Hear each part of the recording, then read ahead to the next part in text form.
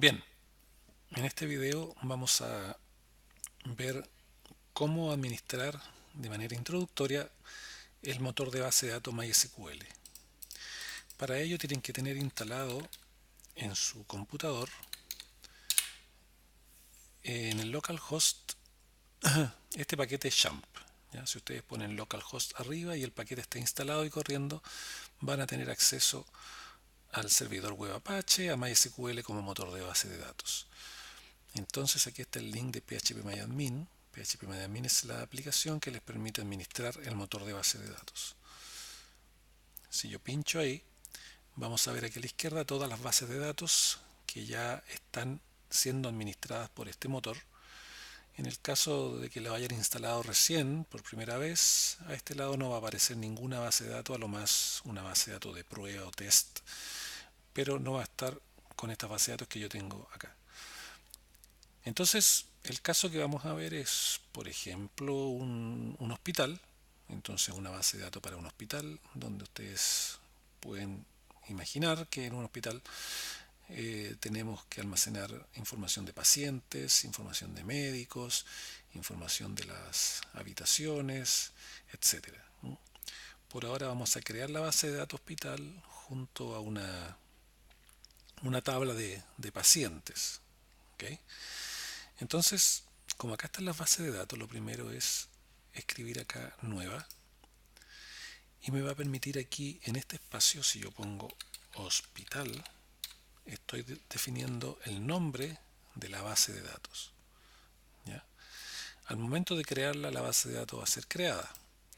Pero antes de eso quiero explicarles que todo lo que podemos hacer aquí con la interfaz es parte de un lenguaje de comandos de SQL.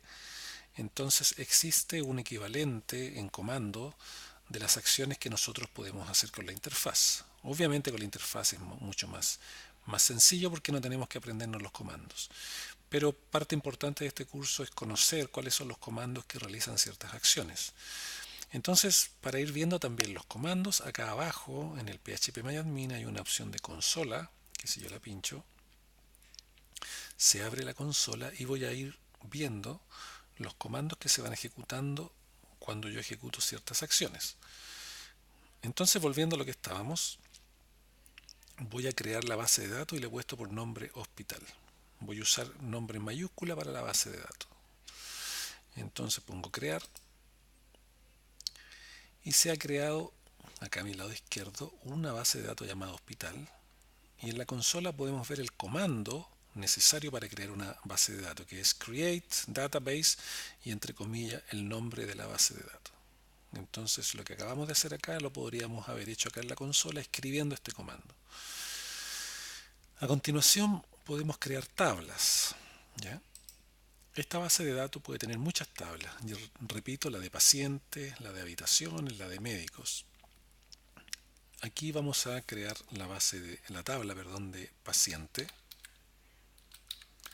donde yo almaceno los datos de los pacientes del hospital.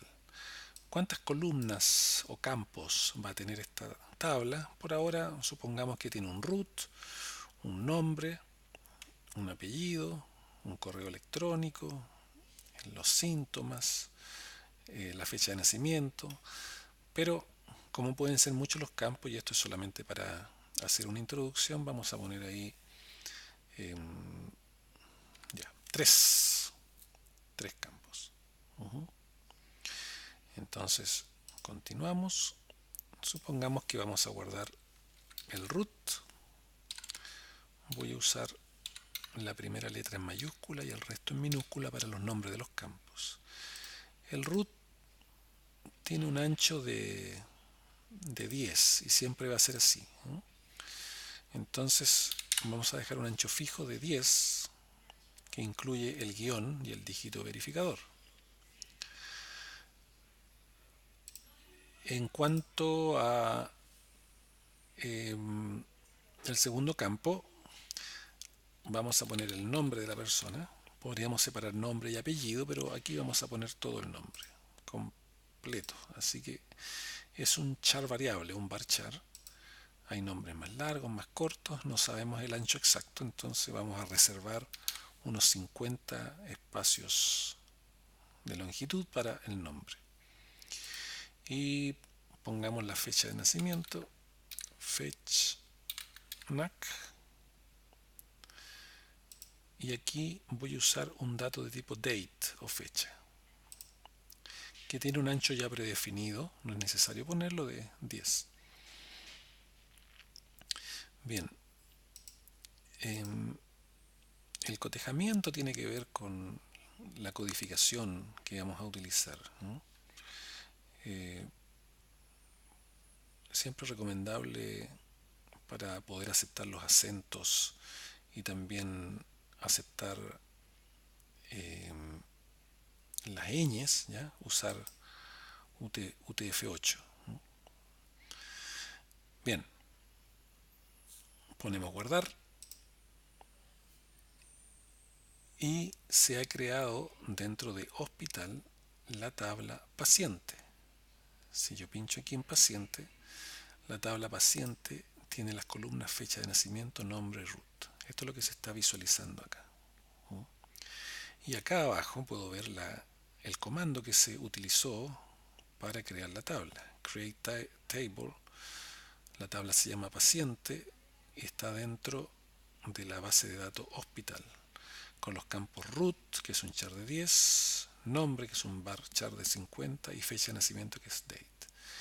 Automáticamente se crean como not null, que quiere decir que esos campos no pueden ser vacíos. Es decir, cuando ustedes ingresan información, por obligación tienen que ponerle información a cada uno de esos campos. Bien, tenemos entonces el nombre de nuestra tabla, y lo que vamos a hacer ahora es ingresar información a esta tabla. Acá está la ruta de donde estamos parados. Tenemos paciente, tenemos la tabla paciente en hospital. Entonces vamos a insertar, y con la opción de insertar yo puedo agregar aquí registros, ¿no? Me da la opción en esta pantalla de ingresar 2 registros, podrían ser más. Vamos a poner uno por ahora. Supongamos el paciente 11. Ok, de nombre Alberto Casas, y fecha de nacimiento vamos a poner aquí